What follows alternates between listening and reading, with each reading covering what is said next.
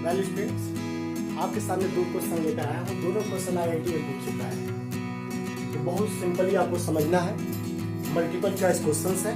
तो देखिए पहला क्वेश्चन, इसमें दो क्वेश्चन मैं पहले एक बार रिपीट कर रहा हूँ। आप पहले स्क्रीनशॉट लीजिए क्वेश्चन का। फर्स्ट क्वेश्चन, 18 ग्राम ग्लूकोज 18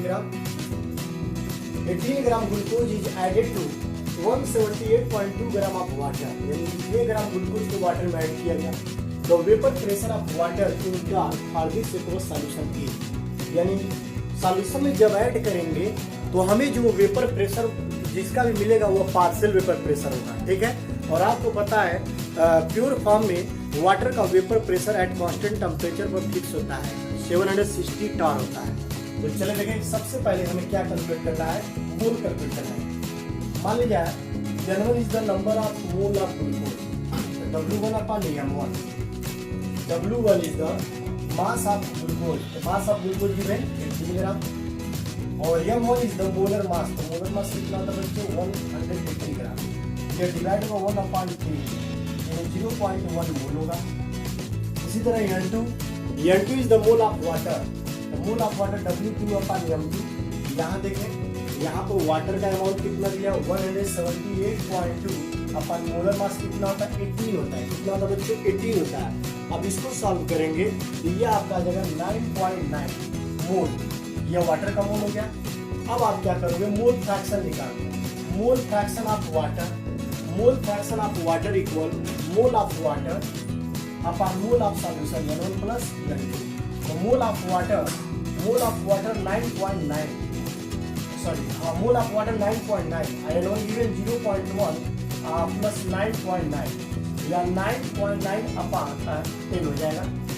इसको सॉल्व करेंगे तो क्या आएगा 0.99। 0.99 ये क्या है, वाटर का मोल फ्रैक्शन। समझ गए बच्चों। अब अकॉर्डिंग टू रॉयल्स लॉ पढ़ेंगे और आइडियल सॉल्यूशन को उसमें पढ़ेंगे। किसी भी सॉल्यूशन का जो पार्शियल प्रेशर होगा, यानी P वाटर होगा, या P water equal P not water into mole fraction of water in pure form. यहाँ देखें, P(H2O) partial pressure of water है, और P not H2O it is a vapour pressure of pure water at constant temperature, और X(H2O) mole fraction of water.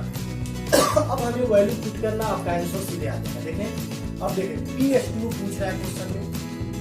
P not H2O यानी किसी भी pure form में water का जो वेपर प्रेशर होगा 1 atm होगा, 1 atm means 760 Tor.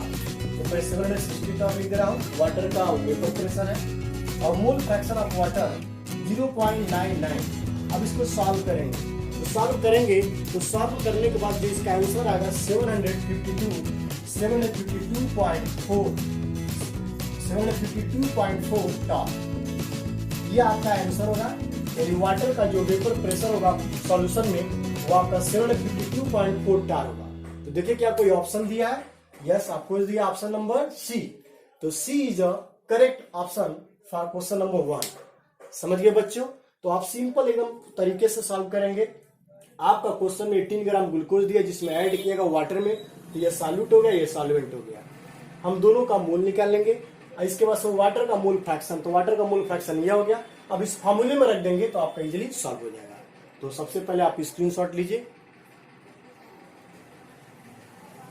Okay, second question भी बहुत इंटरेस्टिंग है, ये नीट में पूछा है। अब क्वेश्चंस क्या है, व्हेन मर्क्यूरिक आयोडाइड। तो मर्क्यूरिक एक होता है मर्क्यूरस, एक होता है मर्क्यूरिक। जब मर्क्यूरस पर जब 1 प्लस चार्ज रहेगा तो उसको मर्क्यूरस कहेंगे, और जब 2 प्लस चार्ज रहेगा तो मर्क्यूरिक कहेंगे।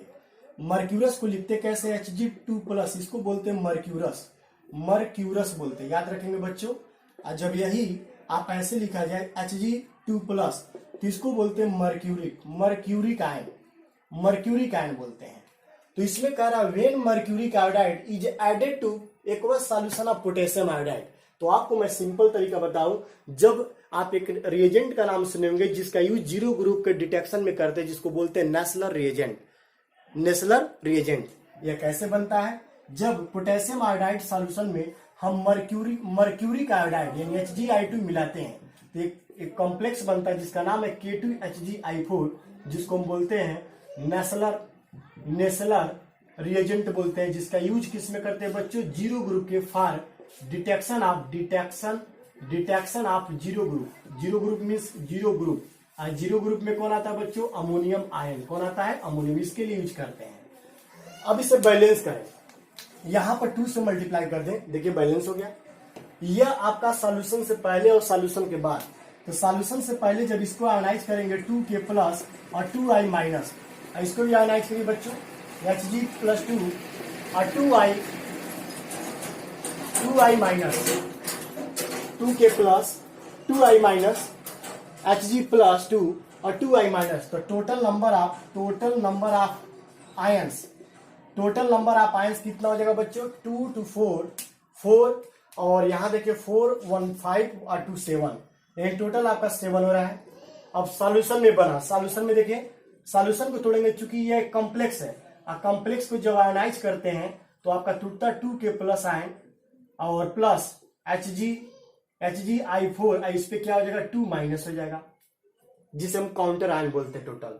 तो इसका काउंटर आयन की संख्या जो होगा, टोटल आयन जो होगा, टोटल आयन्स जो होगा आपका 2 और 1 कितना गया? 3। यानी इस सॉल्यूशन को प्रिपरेशन करने में नंबर ऑफ पार्टिकल्स डिक्रीज हो रहा है, और जब नंबर ऑफ पार्टिकल्स डिक्रीज होगा तो आप पढ़ोगे फ्रीजिंग पॉइंट सॉल्यूशन का इंक्रीज करेगा, क्योंकि आप depression of freezing point delta TF equal होता है TF माइनस T होता है, जहां TF is the freezing point of solvent और T is the freezing point of solution और delta TF is the depression in freezing point. अब आप जितना पार्टिकल्स मिलाओगे डिप्रेशन ऑफ फ्रीजिंग पॉइंट उतना ही ज्यादा होगा, बट यहाँ पर पार्टिकल संख्या क्या हो रहा है? डिक्रीज हो रहा है।